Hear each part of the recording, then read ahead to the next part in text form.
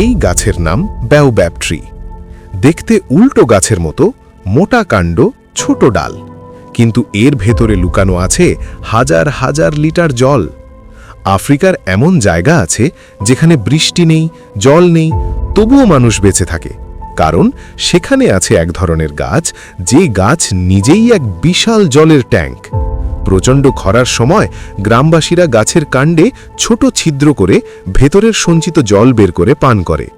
এই জল তাদের জীবন বাঁচায়। শুধু জল না, এর ফল ভিটামিনে ভরপুর। পাতা দিয়ে বানানো হয় খাবার, আর বাকল দিয়ে দড়ি ও ঔষধ। তাই আফ্রিকায় ব্যাওব্যাবকে বলা হয় দ্য ট্রি অফ লাইফ।